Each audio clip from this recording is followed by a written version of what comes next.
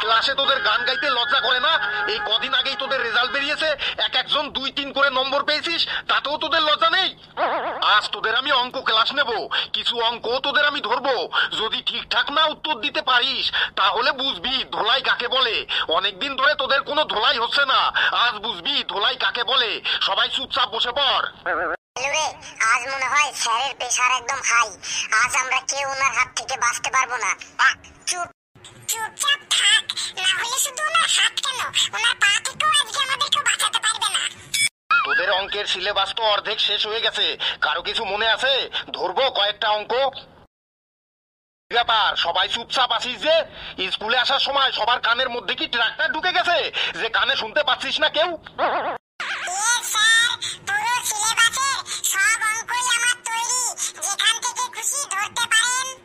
সাব্বাস হাবলু, সাব্বাস।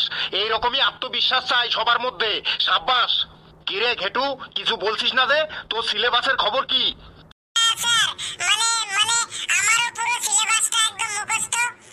কিরে ফেলু, তুই কিছু বলবি না নাকি তুই আজ মৌনব্রত করে আছিস? হ্যাঁ স্যার, আমিও পুরো সিলেবাসটা একদম তৈরি করে ফেলেছি, আমিও কারো থেকে কোনো অংশে কম নই। বাহ বাহ বাহ, কি আগুন জ্বলছে তোদের মধ্যে! এই আগুনটাই আমি দেখতে চাইছিলাম। এই আগুন তোদের সবার মধ্যেই থাকতে হবে। তোদের এই রকম আগুন আর এই রকম জোশ দেখে আমার মনে হচ্ছে আগামী কয়েক বছরের মধ্যেই তোদের ক্লাস থেকেই কেউ না কেউ প্রধানমন্ত্রী হয়ে যাবি। কাল্লু রে, স্যার আজকে একটু বেশি বেশি বলে ফেলছে না? কথাগুলো চুপচাপ শুনে যা আর স্যারের কথার তালে তাল মিলিয়ে যা, না হলে কিন্তু ডান্ডার বাড়ি খেতে হবে আজ। আমারও ওইটাই মনে হচ্ছে, আমাদের ক্লাসের কেউ আগামী দিনে প্রধানমন্ত্রী হবে বটে। সবাই চুপচাপ হয়ে যা। তোদের এবার আমি ম্যাথমেটিক্সের কিছু কোশ্চেন ধরবো। এই কোশ্চেনগুলো 1956 সাল থেকে প্রতি বছরই পরীক্ষায় এসে চলেছে। একদম most important, most important, most important. হ্যাঁ স্যার, ধরুন। নে ঘেটু, আগে তুই দাঁড়া। স্যার, স্যার আমি দাঁড়াবো? স্যার সবার আগে? Sir, sir okay sir. তুই বল, সমবাহু আর বিষমবাহু কাকে বলে? স্যার, সমবাহু আর বিষমবাহু দুটো রাক্ষস ছিল, আর ওরা দুই ভাই ছিল। কি সাংঘাতিক ব্যাপার রে! কি কনফিডেন্স তোর!